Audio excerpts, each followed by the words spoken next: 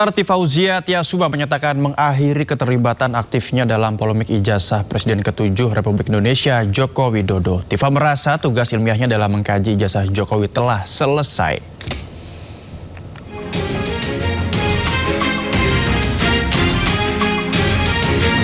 Dr. Fauzia Tiasuma menyatakan mengakhiri keterlibatan aktifnya dalam polemik ijazah Presiden ke-7 RI Joko Widodo.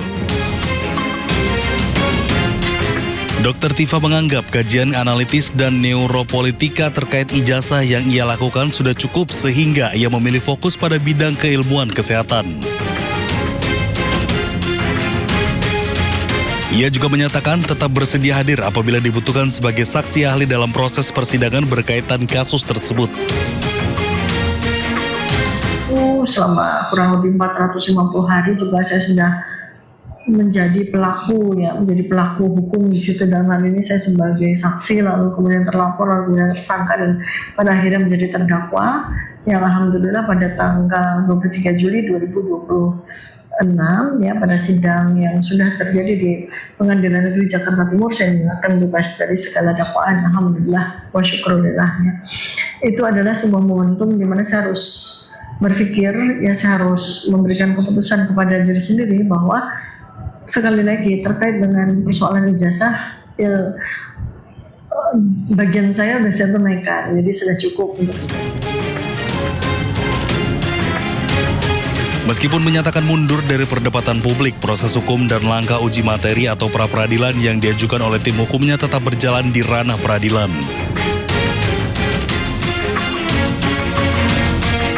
Ex-terdakwa kasus ijazah Joko Widodo, Dr. Tifa mengaku selesai meneliti ijazah karena tugas utama kajian ilmiahnya sudah selesai. Tugas utama kajian ilmiah Dr. Tifa berfokus pada foto yang ada di ijazah Jokowi dan sudah diterbitkan dalam buku Jokowi's White Paper. Tugas saya dalam penelitian terkait dengan ijazah yang dipaparkan oleh Bareskrim tanggal 22 Mei 2025 ini itu sudah selesai. Penelitian saya sekali lagi tepat Agustus tahun 2025 sudah saya bukukan, sudah saya launching dalam bentuk buku Jokowi's White Paper. Domain saya sekali lagi ini saya kan hijrah terkait ya, tapi dengan kan foto. Ya, kan. Jadi domain saya kan di foto ya, dan itu sudah menjadi bukti otentik secara hukum pada CLS Februari 2026. Ya, kita beralih ke informasi lain, pemirsa. Pihak Istana akhirnya merespon isu beredarnya surat Presiden atau surpres tentang pergantian Kapolri. Istana membantah Presiden telah mengirimkan surpres tersebut. Hal ini disampaikan Mensesnek Prasetyo Hadi saat ditemui wartawan di Kompleks Istana Kepresidenan Jakarta. Prasetyo juga menegaskan belum ada rencana Presiden melakukan perombakan atau reshuffle Kabinet Merah Putih. Kapolri Jenderal Listio Sigit Prabowo sebelumnya juga telah merespon isu ini dengan menegaskan pergantian Kapolri merupakan hak prerogatif Presiden. Beredar di publik berkenaan dengan masalah surpres pergantian Kapolri, dapat kami sampaikan bahwa sampai hari ini tidak ada atau belum ada surpres pergantian Kapolri. Nah, masalah reshuffle juga perlu kami sampaikan bahwa sampai hari ini belum ada rencana reshuffle Kabinet Merah Putih. Sekali lagi, kalaupun kemudian akan ada terjadi perubahan atau diistilahkan reshuffle, barangkali prioritasnya adalah kepada mengisi jabatan-jabatan yang oleh karena sesuatu hal saat ini jabatan-jabatan itu kosong. Contohnya adalah Wakil Menteri Pertanian, kemudian Wakil Menteri IMIPAS. Kapolri Jenderal Polisi Listio Sigit Prabowo merespon isu yang beredar mengenai adanya surat Presiden atau surpres terkait pergantian dirinya sebagai Kapolri.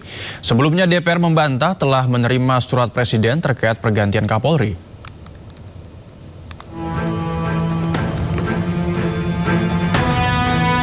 Kapolri Jenderal Polisi Listio Sigit Prabowo merespon isu yang beredar mengenai adanya surat Presiden atau surpres terkait pergantian dirinya sebagai Kepala Kepolisian Negara Republik Indonesia. Menurut Listio, keputusan mengenai pergantian Kapolri sepenuhnya merupakan hak prerogatif Presiden Prabowo Subianto. Listio pun siap mengikuti apapun keputusan yang diambil oleh Presiden. Itu kan prerogatif presiden. Jadi ya buat kita prajurit kan apapun dilaksanakan. Kita menunggu saja. Enggak ya sama sekali ya. Sangat tidak.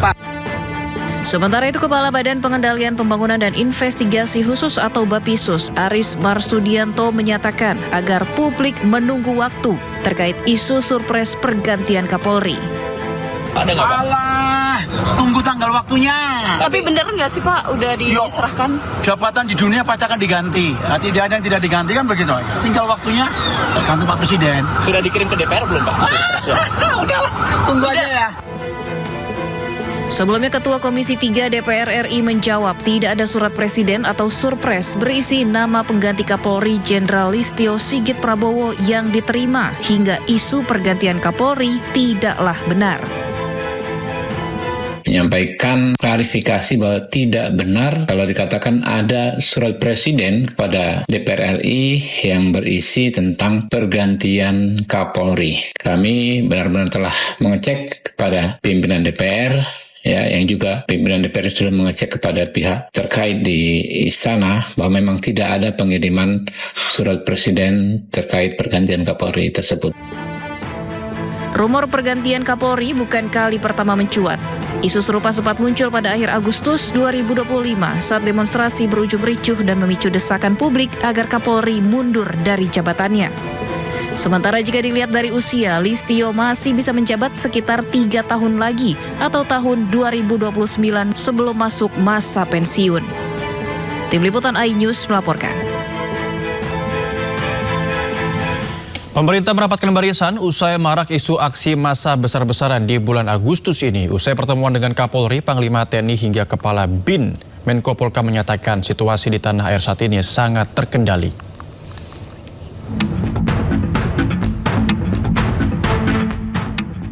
Menyikapi kekhawatiran soal situasi keamanan jelang perayaan HUT RI ke-81 bulan Agustus ini, pemerintah merapatkan barisan. Rabu siang, Menko Polhukam, Kapolri, Panglima TNI, Jaksa Agung, hingga Kepala BIN menyampaikan pernyataan sikap. Kepada publik, Menko Polhukam Jamari Caniago menegaskan situasi di tanah air saat ini sangat terkendali. Jamari menegaskan informasi di media sosial yang menyebut adanya aksi massa di sejumlah daerah adalah hoaks alias berita bohong. Sangat mantap. Dan perkembangan semua yang terjadi di dalam negeri masih dalam kendali kita semua. Kendali Panglima, kendali Kapolri, dan kendali di masalah BIN, intelijen, masalah itu juga terus diikuti dan selalu kita berkoordinasi untuk menyegarkan kondisi-kondisi yang kita hadapi pada setiap saat. Jajaran kepolisian kini terus memburu siapa dalang penyebar hoaks.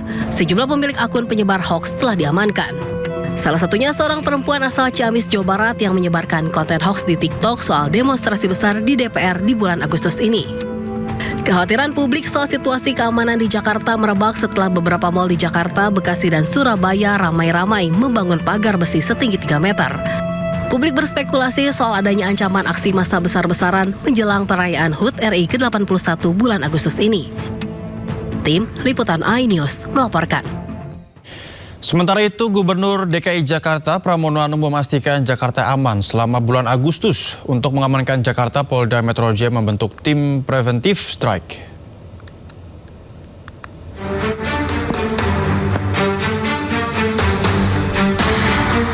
Maraknya isu aksi massa di Jakarta pada bulan Agustus ini membuat Pemprov buka suara.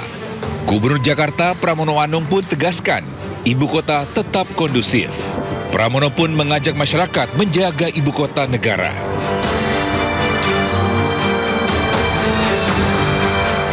Untuk menjamin Jakarta tetap aman, nyaman, damai, itu adalah tugas kita bersama. Sehingga dengan demikian, apa yang kami lakukan untuk membuat aman, nyaman itu, kalau hati kita nyaman, aman kan pasti suasananya juga aman, nyaman. Dan saya termasuk meyakini Jakarta bulan Agustus ini aman, nyaman. Sementara itu, untuk memastikan keamanan kota Jakarta, Polda Metro Jaya membentuk tim preventive strike atau serangan pencegahan untuk memastikan keamanan ibu kota Jakarta. Tak hanya itu, patroli pun akan ditingkatkan.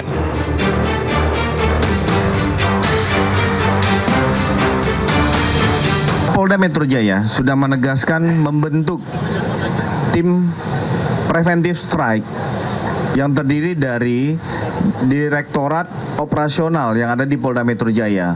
Jadi sudah melakukan mitigasi awal. Apabila ada kelompok-kelompok yang mencoba membuat kerusuhan, membuat situasi tidak nyaman dan aman di wilayah hukum Polda Metro Jaya, termasuk wilayah-wilayah penyangga, akan dilakukan tindakan tepat, tegas, dan terukur.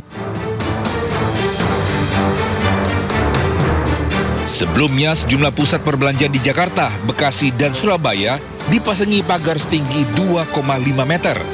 Masyarakat pun penasaran dan mengaitkan dengan kondisi ekonomi hingga kekhawatiran akan adanya aksi massa. Wakil Presiden Republik Indonesia ke-10 dan ke-12 Yusuf Kala menyoroti beredarnya unggahan di media sosial yang menampilkan foto-foto unjuk rasa besar tanpa konteks yang jelas. Menurut JK, tidak sedikit gambar yang digunakan merupakan dokumentasi aksi lama namun seolah-olah menggambarkan kondisi saat ini. Terkait hal itu, JK mengingatkan agar penggunaan konten semacam itu tidak menimbulkan keresahan di tengah masyarakat. Meski demikian, ia menyatakan kebebasan berpendapat tetap harus dihormati selama tidak disertai tindakan yang merusak. Ya, ini kan negara demokrasi. Memberikan pendapat ya biasa saja, asal jangan merusak, jangan nanti menakutkan masyarakat.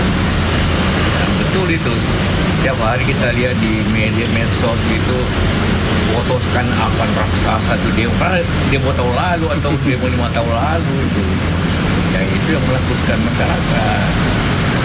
Tapi memberikan pandangan silakan, tapi pandangan jangan